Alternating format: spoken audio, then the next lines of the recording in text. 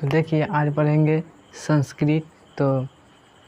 तो संस्कृत पहले हम समझ लेते हैं कि वचन क्या होते हैं। ठीक, तो वचन देखिए क्या होते हैं और कितने प्रकार के होते हैं, वचन किसे कहते हैं और कितने प्रकार के होते हैं। ठीक, तो देखिए वचन जो होता है कि संख्या को ही वचन हम कहते हैं। क्या कहते हैं? संख्या को ही हम वचन कह सकते हैं। बस आप लोगों को इतना तो याद रखें कि संख्या को ही वचन कहते हैं। संख्या को ही वचन की 1 2 3 की संख्या को ही वचन कहते हैं। ठीक, संख्या और इतने देखिए प्रकार, देखिए वचन के तीन प्रकार होते हैं। वचन के देखिए संस्कृत में वचन के 3 प्रकार होते हैं और हिंदी में 2 प्रकार होते हैं। देखिए कौन कौन होते हैं हिंदी में, आप लोग बता देते हैं, हिंदी क्लियर हो जाएगा।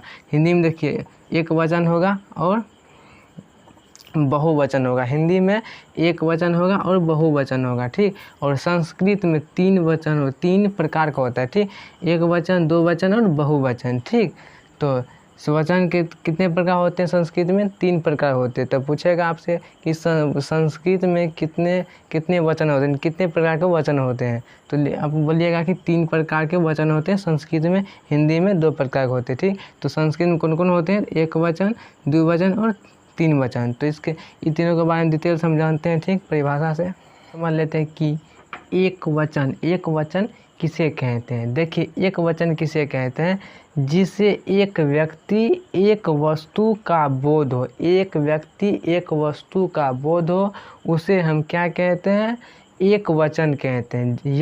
यथा बालकः यानी कि एक बालक या एक बालक आदि। ठीक, तो किसे कहते हैं एक वचन? जिसे एक व्यक्ति एक वस्तु का बोध हो, उसे हम एक वचन कहते हैं। यथा देखिए जैसे हम लिखे थे हम पहले लिखे थे, कि संस्कृत में जैसे नहीं लिखा जाता है, जैसे की जगह पर यथा लिखा जाता है। यथा लिखा जाता है यानी कि बालकः यानी कि एक बालक।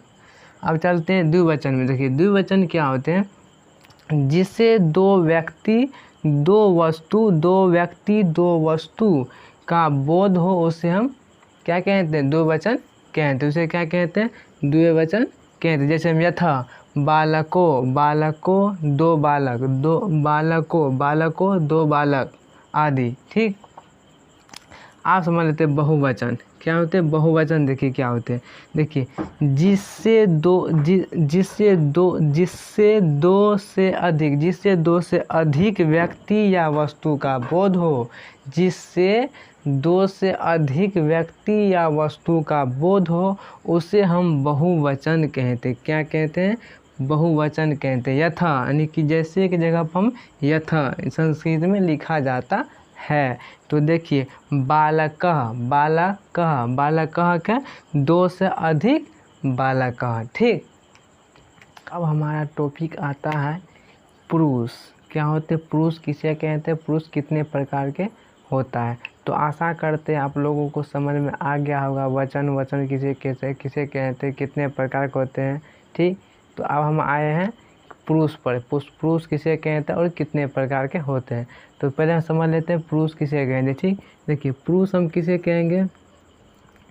व्यक्ति को ही पुरुष कहते हैं। हम लोग क्या है? पुरुष है कि नहीं है? पुरुष है यानी कि व्यक्ति को ही पुरुष कहते हैं। जैसे में वचन, संख्या को ही वचन कहते हैं और पुरुष पूछेगा तो व्यक्ति को ही पुरुष कहते हैं। व्यक्ति को ही पुरुष कहते हैं। ठीक, तो याद रखिएगा। ठीक, बहुत वाला बच्चा वाला सवाल है। ठीक, तो देखिए पुरुष के कितने भेद होते हैं? 3 भेद होते हैं। ठीक, तो पुरुष के 3 भेद होते हैं, याद रखना है। ठीक, बहुत इम्पोर्टेंट है। तो देखिए कौन कौन होते हैं? प्रथम पुरुष क्या होते हैं? प्रथम पुरुष। मध्यम पुरुष क्या होते हैं? मध्यम पुरुष और उत्तम पुरुष। ठीक, इसके तीनों के बारे में हम चलिए परिभाषा के साथ आप लोगों को समझाते हैं। ठीक, तो पहला नंबर में क्या था हमारा? प्रथम पुरुष। तो प्रथम पुरुष किसे कहते हैं?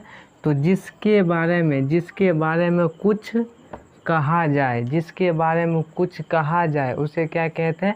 प्रथम पुरुष कहते हैं। क्या कहते हैं? प्रथम, जिसके बारे में कुछ कहा जाए। जैसे में देखिए वे दोनों, वे लोग यानी उसके बारे में हम कुछ कह रहे हैं। किसी के बारे में कुछ यानी कि वे दोनों, वे लोग यानी किसी के बारे में कह रहे हैं। ठीक, उसी को क्या कहते हैं?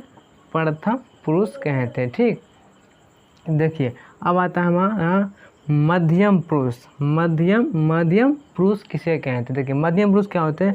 सुनने वाले को ही मध्यम पुरुष कहते हैं। यथा जैसे तुम दोनों, तुम लोग, यानी कि हम बोल रहे हैं, आप सुन रहे हैं, सुन रहे हैं, तो क्या हुआ? हम बोल रहे हैं, तो क्या हुआ? मध्यम पुरुष हुआ। क्या हुआ? मध्यम पुरुष। तो सुनने वाले को ही मध्य, यानी कि हम बोल रहे हैं, आप सुन रहे हैं, तो उसी को क्या कहते हैं? मध्यम पुरुष। जैसे में तुम दोनों, तुम लोग, यानी कि तुम सब, तुम लोग, तुम सब, यानी कि भी कह सकते हैं। ठीक, इत्यादि।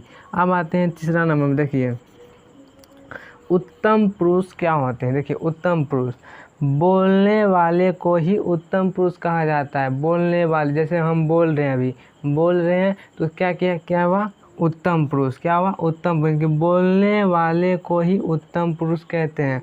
उत्तम पुरुष कहते हैं। जैसे मैं, हम दोनों। ठीक, आशा करते हैं आप लोगों को समझ में आ गया होगा। प्रथम पुरुष किसे कहते हैं? मध्यम पुरुष किसे कहते हैं? उत्तम पुरुष कहते हैं, किसे कहते हैं। ठीक, कैसे लगा ये वीडियो आप लोगों को कमेंट बॉक्स में ज़रूर बताइएगा। ठीक।